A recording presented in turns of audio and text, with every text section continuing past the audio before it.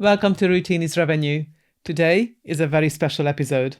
I'm Ildiko Seeley, your routine and performance strategist. It is with absolute pleasure that I have now published 74 interview and 25 bite-sized routine reset episodes, which makes this one episode number 100. Over the last 18 months, I've had the privilege of speaking to doctors, psychologists, nutritionists, neuroscientists, business owners, coaches, mentors, and of course entrepreneurs. Some challenged me and some changed how I think.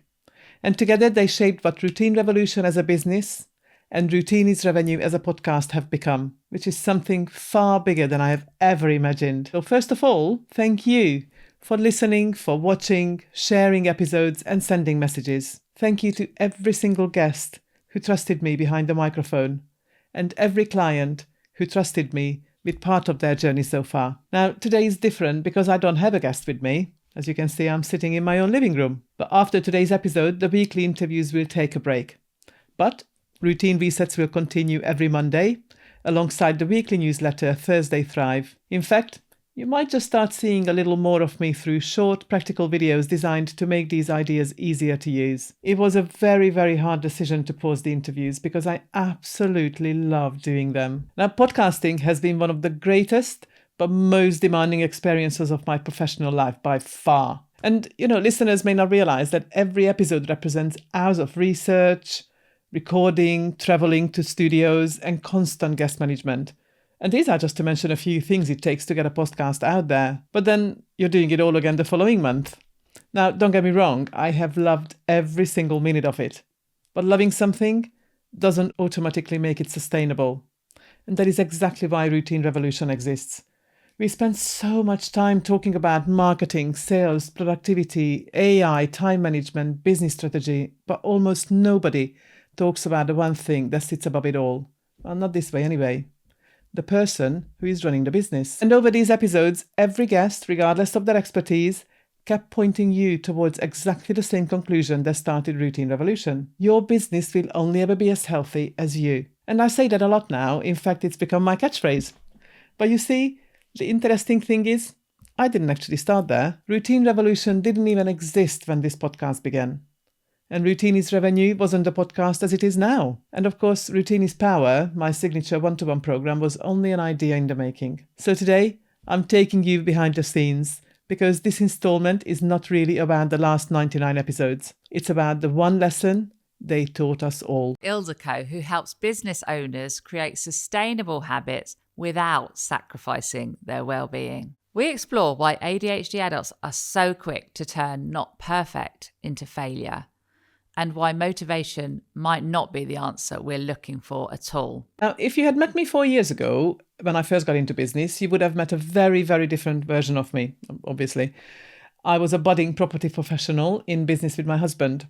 And then in 2024, I turned 50 and I announced to the world that I want to do something amazing in this life. Somehow, podcasting found me, and after some training, I genuinely believed that my mission was advocating people starting a new business later in life, instead of settling down to retirement. Now, at the time, my business was called Uncorpreneurs Club. Get it? Merging Encore Entrepreneur. You might recall that this podcast was also called New Business in Later Life. And of course, it made perfect sense back then. Now, initially, I interviewed people who had left employment. They might have retired, they were made redundant, or simply just wanted something more. And I still care deeply about those people because I am one of them. And later life entrepreneurship continues to feature in my solo episodes. But something kept bothering me. I kept meeting intelligent, experienced people who had built successful careers and were now trying to run businesses. They had knowledge, ability, like I'm sure you do, but they were also exhausted. They were overwhelmed and often working far too hard. Admittedly, me included. So the recurring question became, why? Questions you might be asking yourself daily. Why can one person cope with pressure while another one feels overwhelmed? Why do brilliant people know what they should do and still not do it? So go on, fess up. What do you do? I bet that at first you look for business answers, don't you? How's your social media doing? How about sales and marketing? Are you any good at funnel building? What about getting a VA to do the trivial tasks or the headache of utilizing AI in your business? Honestly, the list just goes on, and it makes me dizzy every single day.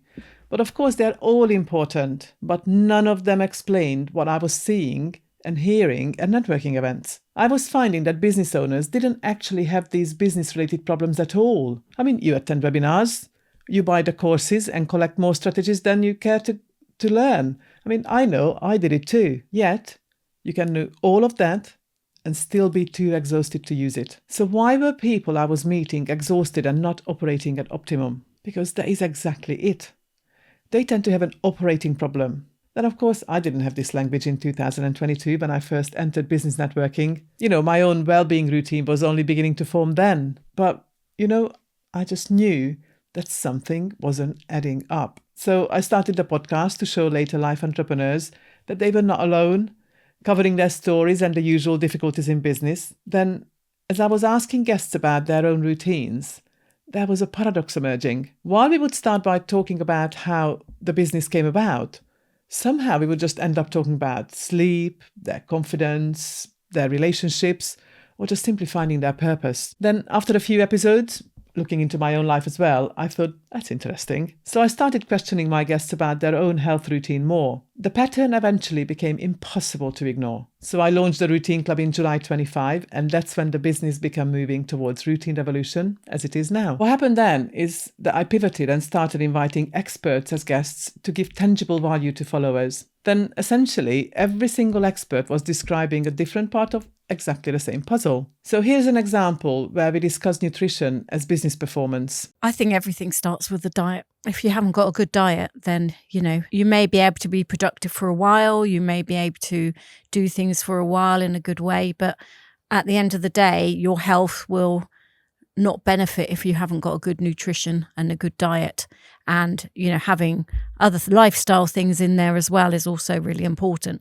But yeah, good nutrition is key. That's absolutely, it very much fits in with what I preach. My catchphrase is that your business will only ever be as healthy as you. When Liz said that in episode 54, she was talking about nutrition, but listen to what actually happened. If your nutrition affects your energy affects your thinking, then your thinking affects your decisions. Then, of course, what happens? Your decisions shape your business. Can you see that? So suddenly, nutrition is not just about food, but it becomes part of your business infrastructure. And one of my first clients, Donna, proved exactly that. She started taking a proper lunch break, eating real food instead of grabbing snacks. Now, within weeks, she was reporting a list of improvements. First of all, she was feeling better in herself, which was brilliant. And then she reported that she was being more productive in the afternoon because she was able to go through what she needed to do. She was finishing work earlier, and as a consequence, she was spending more time with her children. But think about that. Nobody changed her marketing, nobody changed her pricing, and certainly nobody changed her business model. What we did do was we changed her operating system by introducing a simple routine of a lunch break with real food. Then in episode 64, my conversation with Anne reinforced exactly the same idea, how relationships affect professional performance. Do people relate to how these issues in their personal relationship then affect their work life and their business life?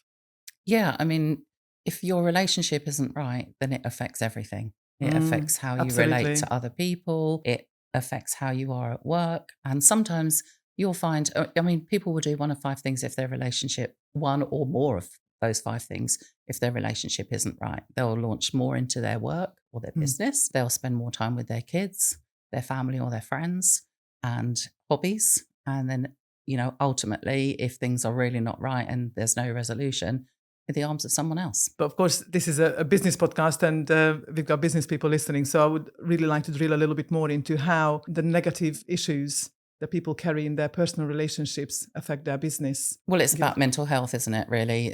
If your mental health isn't good, then that's going to affect you at work as well. You're not going to be able to perform at your optimum levels.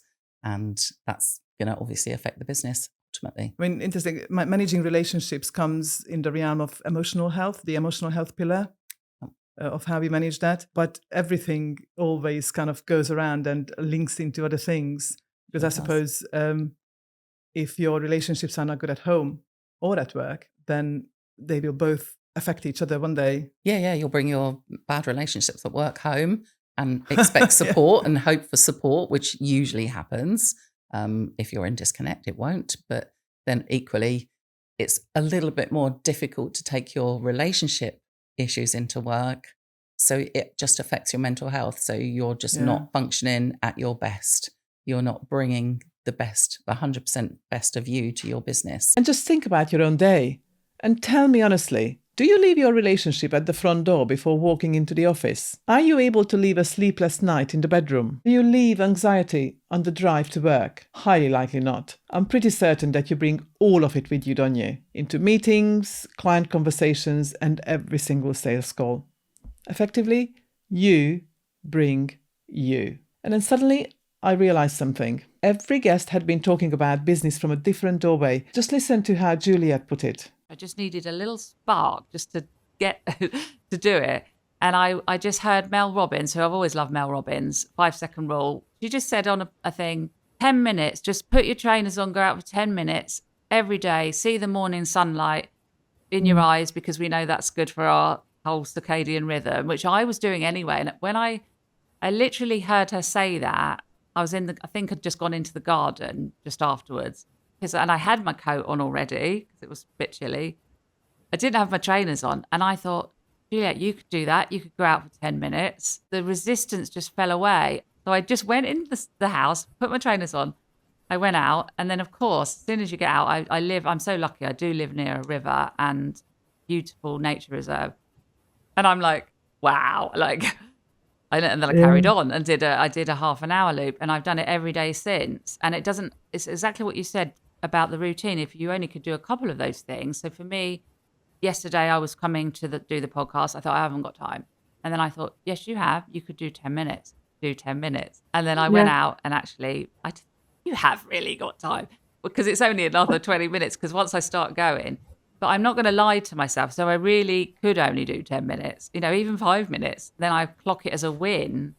And I think it's so important because now it's a habit. Now, Juliet was not talking about nutrition or relationships here. She was talking about implementation, about creating systems she could actually stick to. It may sound like a different topic, but they are exactly the same destination. It's kind of like if you've been going out to your garden for the fresh air anyway, and if you put your trainers on, you can actually go out for a walk, and you can, this is then, the habit stacking comes in, that instead of just sitting in your garden for 10 minutes enjoying the morning sunshine, you can actually walk for 10 minutes. It's the same amount of time, but then you are now enjoying the sunshine and the fresh air and the birds singing, and you are moving as well. Yeah. But this is exactly where this entire routine thing started for me. For years, I hadn't been doing any exercise, and I could feel it. Everything of me was hurting. I've got arthritis, so I'm kind of blaming it on that. And it became a weird mantra that, I really need to do some exercise. I really need to introduce some exercise into my life. And this went on for years. And then one day I just thought, hang on a minute, just get up and do it. I can't actually remember what was the trigger now, but I searched on YouTube, and I found a lady who did gentle exercise routines, 7 minutes, literally 7 minutes. So I got out of bed as I was in my nightie, did the 7 minutes exercise in the bedroom. The idea did not appear overnight either.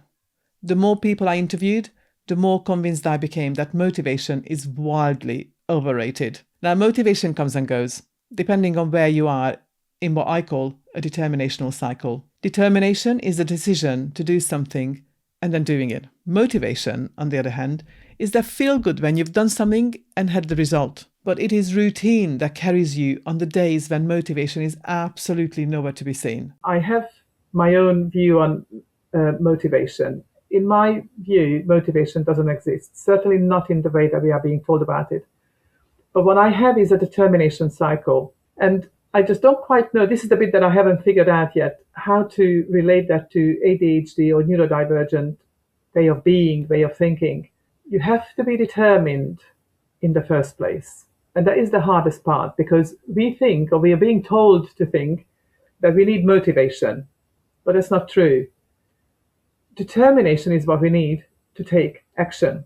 Once you've taken that action, then you've got a result. And hopefully that result will give you that dopamine hit, like, wow, I've just achieved this, whatever big or small thing it is. Now that feeling is what can be called as motivations.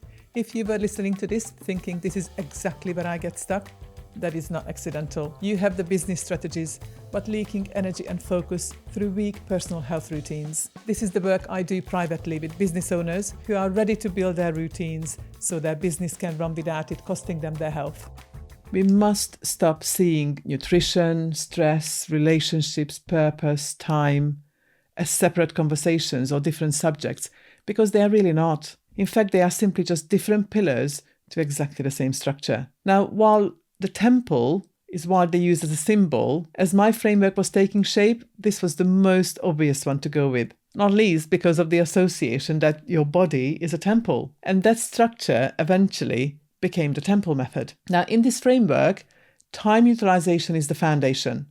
And every single health area, intellectual, mental, physical, and spiritual, are a pillar. And then emotional health holding it all together as the pediment. So just have a little think. If your foundations are weak, would the structure be weak as well? Yes, of course it would. Because if the pediment is not holding the pillars, they'll fall. And if the pillars are not strong, then the roof will collapse. The podcast then proved the framework episode by episode. Every single conversation strengthened it. Every single expert added another piece.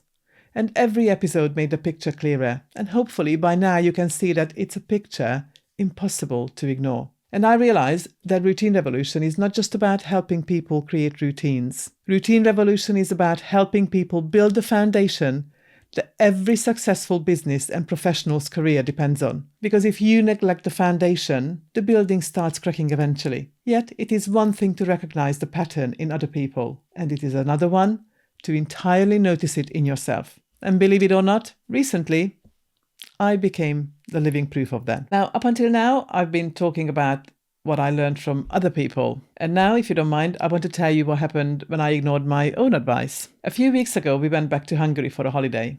Now, seeing family is always wonderful, and we planned a mini break as well. We walked a lot, explored places I'd never visited before. We caught up with friends and relaxed. And I even ate frog legs. At the end of each day, I was exhausted, but incredibly grateful. But there was something surprising near the end of the holiday. You might think that it doesn't matter if you don't do your standard routine because you exercise by walking every day, you spend time in nature, which potentially or theoretically can replace the meditation practices, and you express gratitude almost constantly for all the things you do during holiday. Yet, one thing disappeared completely, and that was the structure. See, you might think that it doesn't matter, but as my structured morning routine and evening journaling disappeared, something else started happening. And that was that my confidence began disappearing. Day by day, very slowly, I just felt more overwhelmed for what was waiting for me in return.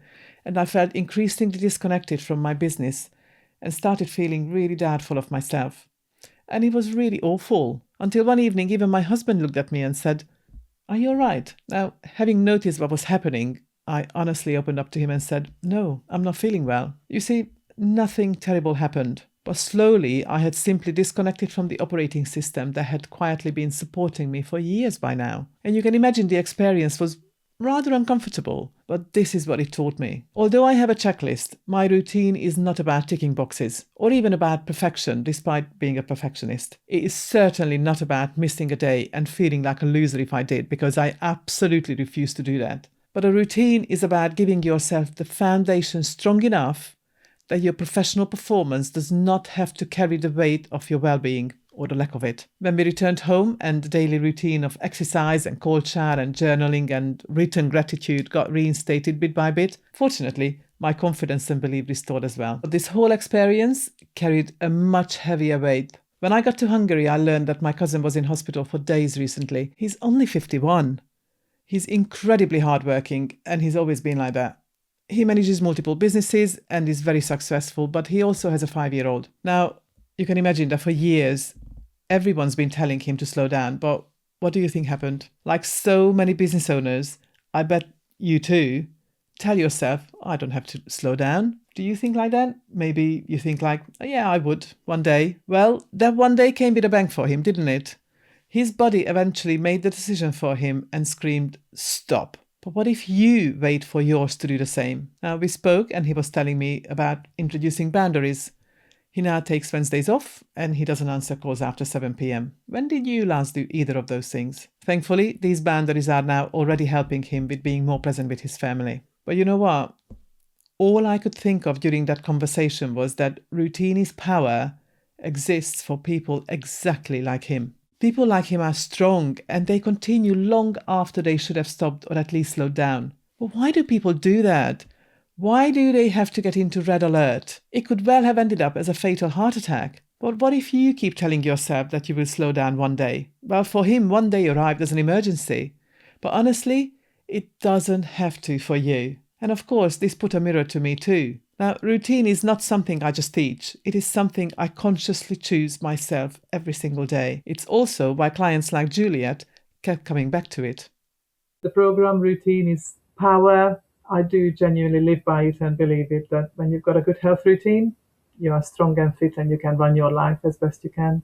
I love it. And I personally have really benefited from your strategy and your pillars. I mean, I love it. I just, every time I'm there, I'm going, this is great. I personally vouch for, the things that you talk about and your program. I like how you break it into these areas. I think for me, compartmentalizing things like that is quite helpful for my brain. It's like, there is a pillar for this and a pillar for this. Because otherwise it does feel a bit overwhelming. Would you agree that the funny thing is that it's always easier to spot the answer in someone else's life than in your own? I spend my days encouraging other people to build healthier ways of being for elevated professional success. But eventually, I had to ask whether I was living by the same advice myself. So I had to ask myself a very difficult question. If I was sitting opposite myself in a discovery call or coaching myself through routine is power, what advice would I give to me? Well, of course, the answer came pretty much immediately.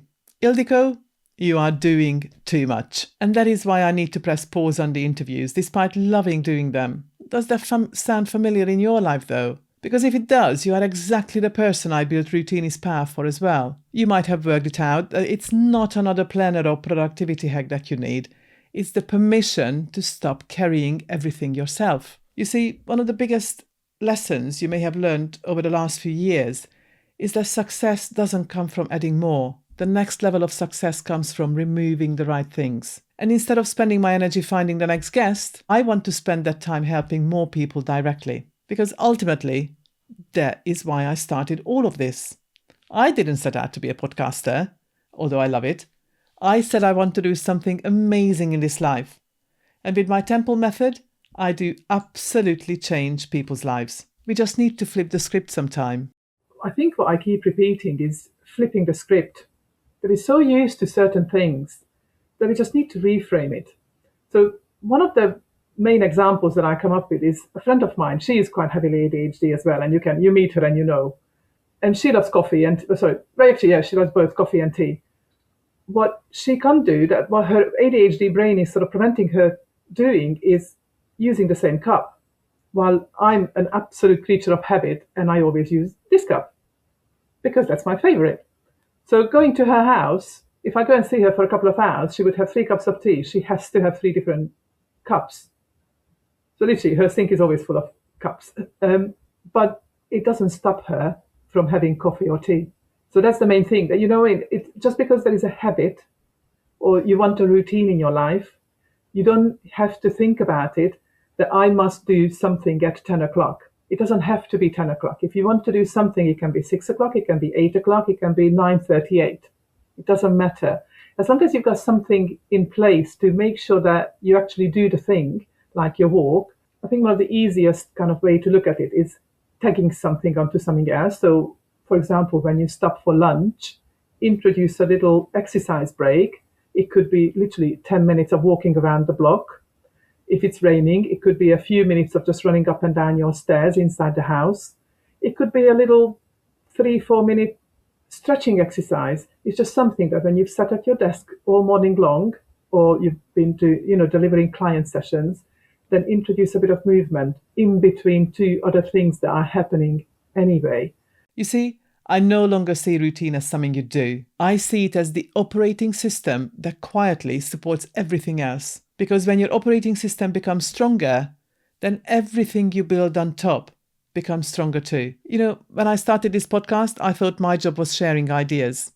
But today, I believe that my job is helping people implement them. Ideas don't change lives. Implementation does. 100 episodes. What an absolute wonderful journey. If somebody had told me when I pressed record for the first time where this podcast would lead, I honestly don't think I would have believed them.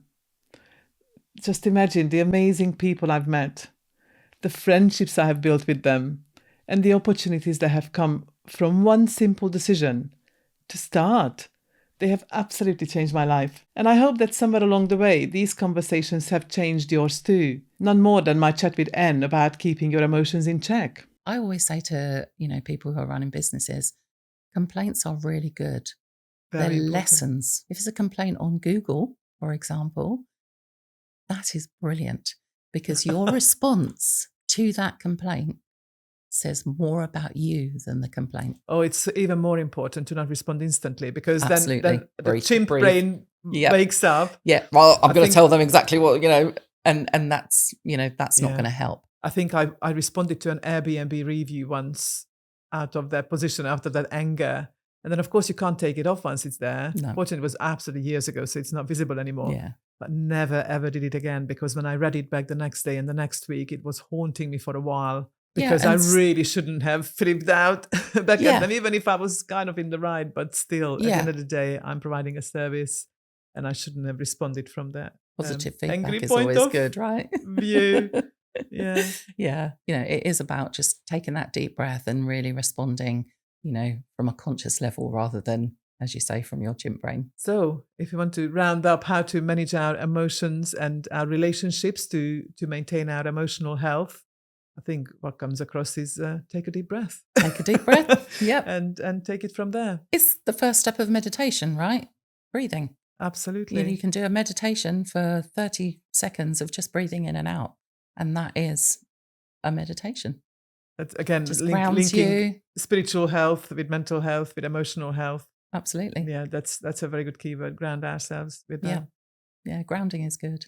Now, Anne's honesty about emotional regulation back in episode 64 is one of the things every guest reminded me of. None of us are finished. We are all learning all the time. And with that, we are all adapting all the time. We are all becoming better versions of ourselves.